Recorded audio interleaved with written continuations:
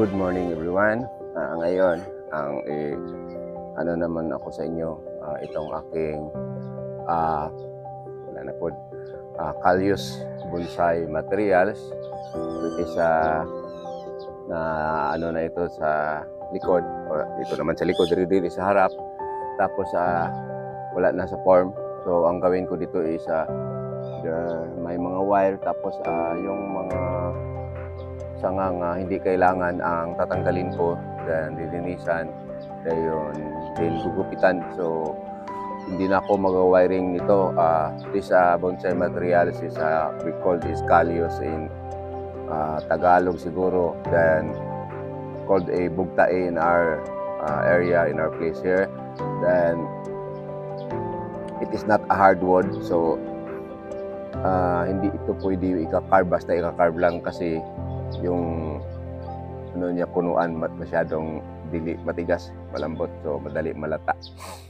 So ang gawin ko dito isa, saan mo itong gunting. So may mga sanga dito, so, sa tagal na yun ang puputulin.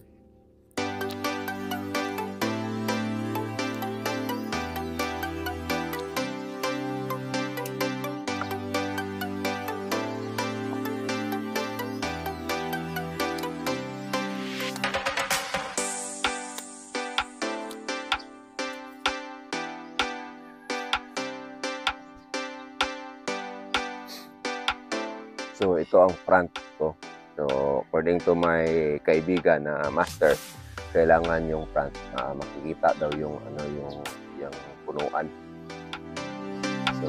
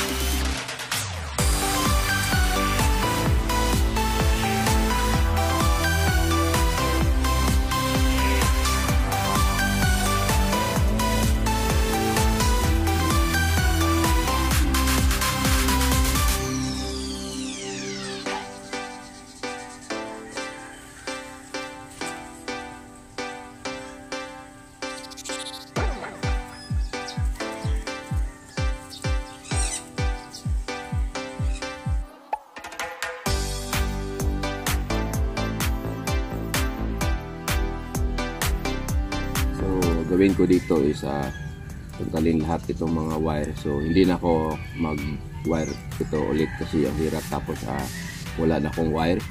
Then yung mga ibang sanga na nasa loob na site, yung mga maliit, tatanggalin ko. Try ko na yung bali sa labas yung sanga makikita para hindi masyadong crowded. Try ko na lang yung magawa ng ibang style. So hinahanap ko pa yung mga wire kung saan, kasi itong Callius is pag maiwanan ng wire may posibilidad na mamatay. Tapos gusto ko na ang itsura niya is parang natural lang ba, parang natural grown lang siya. So this ang form nito is matawag ko na lang na hopefully I am not wrong, formal upright, kasi straight man, may counting baluktot ito sa gilid sa starting, pero naka straight niya paakyat sa taas. So yun ang may mga sanga sa ilalim na linulisan ko na ng kaunti.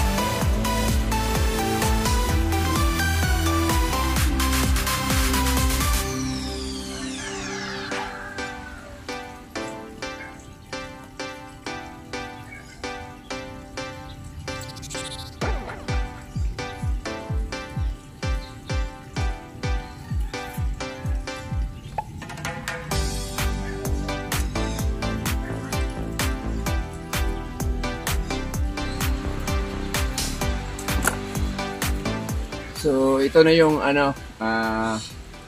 natapos ko na gupitan itong aking kalyos or bugtae. Then ang ginawa ko is tinanggal ko yung mga wire. Then kailangan ko pa ng makakita ng ibang mga wire para magamit ko sa aking podocarpus. So ang ginawa ko is nagamit na lang ako ng GI wire, which is banting na lang, hila-hila. So it is formal upright. Then dito sa bandang area kailangan pa itong pataasin para makapantay dito sa likod kasi mahaba dito sa likod. So yun ang itsura niya, around 360. So this is a shortcut bonsai kasi sinukay ko lang itong malaking puno ng kalyos doon sa lupain namin doon sa likod. Then try ko na kung tignan sa camera makita dito sa ilalim na para talaga siyang totoong yung puno. So kaya ginugupitan ko itong mga sanga na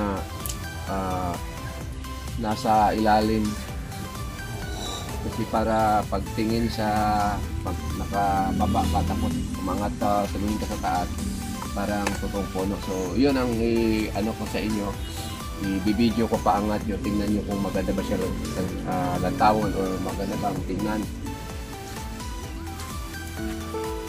So yun ang front ko, nakita ngayon. So kunin ko itong camera.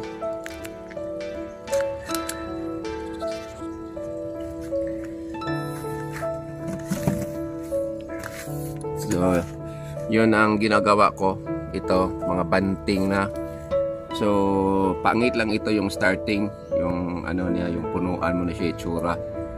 Then paangat tayo sa taas.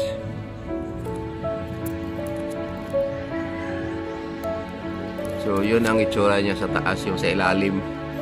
So yun ang sa akin na estilo na kung tignan mo yung puno na ginawa mo dito sa ilalim, parang totoong kahoy talaga. So hindi siya masyado magandang tingnan. Ang importante lang isa tinatry ko yung sarili ko na makaporma ng kahit kaunti na lang, maging ganda ng kaunti. So yun ang ano ko, yun naman, ito na ang kalyos bonsai materials ko. It's already 9:53 in the morning. So again, maraming salamat sa panonood. Thank you very much. Bye-bye.